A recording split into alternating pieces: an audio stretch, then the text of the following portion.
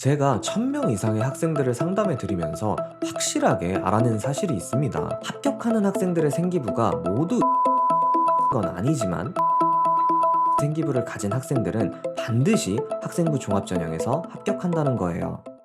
지금부터 한 학생의 예시를 소개해드리겠습니다. 그리고 여러분들이 입학사정관이 됐다고 상상하고 이 학생의 스토리를 한번 평가해보세요. 1학년 때까지는 내신 1.8, 수학, 과학을 잘하는 이과 상위권이지만 특출난 수준까지는 아니었고 어느 학교에서나 볼 수 있는 평범한 모범생이었습니다. 그런데 2학년이 된 후 동아리에서 의학 관련 프로젝트를 진행했는데 이때 의사의 꿈이 생기게 됩니다. 뚜렷한 목표 의식이 생긴 이후에 확실한 한 단계 성장을 이뤄낸 이 학생은 결국 내신 올 1등급이라는 성적표를 받게 됩니다. 당연히 비교과에도 의학 관련 내용이 대거 등장하기 시작해요. 여러분들은 어떤 생각이 드시나요? 이 글에 나온 내용을 그대로 믿는 사람들도 분명히 있을 겁니다. 의사라는 목표가 생긴 이후에 확실하게 성장하고 발전한 학생이구나. 하지만 또 다른 누군가는 이런 의심이 생길 수도 있습니다. 의사라는 꿈이 생겨서 공부를 열심히 한 게 순서가 맞나? 단순히 열심히 공부하다 보니까 성적이 올랐을 뿐인데 의대 합격 가능성이 생기자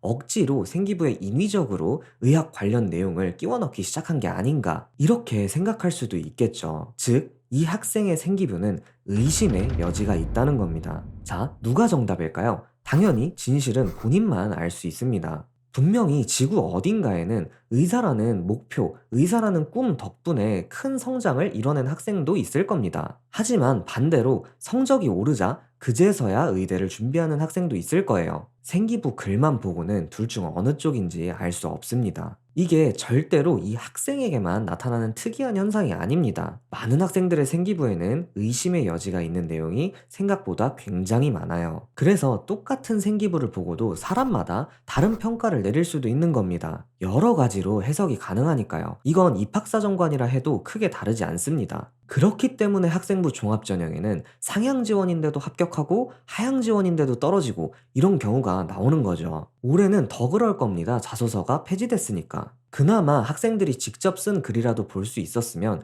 그래도 전문가라면 이 학생이 꿈에 대해서 진심인지 아닌지 대략적으로 파악은 할 수 있었을 텐데 이제는 그마저도 불가능합니다. 따라서 이런 학생들은 학생부 종합전형에서 합격할 수도 있지만 절대 합격을 장담할 수는 없는 겁니다. 그렇다면 모든 생기부는 다 이렇게 여러 가지로 해석이 가능하기 때문에 아무도 합격을 장담할 수 없는 걸까요? 아닙니다. 제가 1000명 이상의 학생들을 상담해 드리면서 확실하게 알아낸 사실이 있습니다. 이 학생도 합격 가능성이 있는 것처럼 합격하는 학생들의 생기부가 모두 의심의 여지가 없는 건 아니지만 의심의 여지가 없는 생기부를 가진 학생은 반드시 학생부 종합전형에서 합격한다는 거예요. 물론 내신 성적이 받쳐준다는 가정 하에서입니다. 예를 들어보겠습니다. 만약에 국어나 영어 과목에서 지문을 보고 지문과 의학 내용을 연결시킨다면 이거는 의심이 가죠. 조금만 검색해보고 찾아봐도 연결시킬 수 있는 내용이고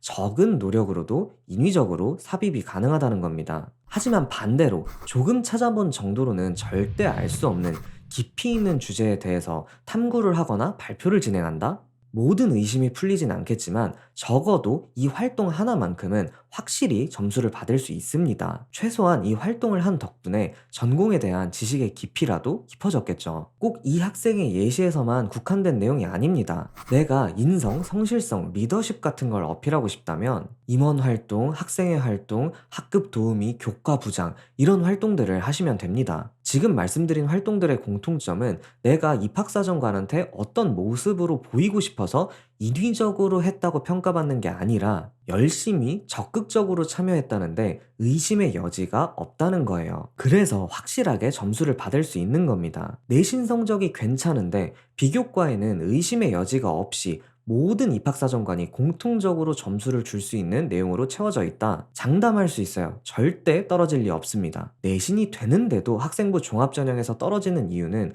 의심이 가는 생기부를 가지고 있기 때문, 즉 사람에 따라서 다르게 평가할 수도 있는 요소들이 많기 때문입니다. 그래서 합격생들의 생기부가 반드시 의심의 여지가 없고 객관적인 건 아니지만 의심의 여지가 없는 객관적인 생기부는 반드시 학생부 종합전형에서 합격할 수 있다는 거 꼭 기억해 주시길 바랍니다. 그러면 오늘 영상 도움이 되었길 바라며 이만 마치도록 하겠습니다. 감사합니다.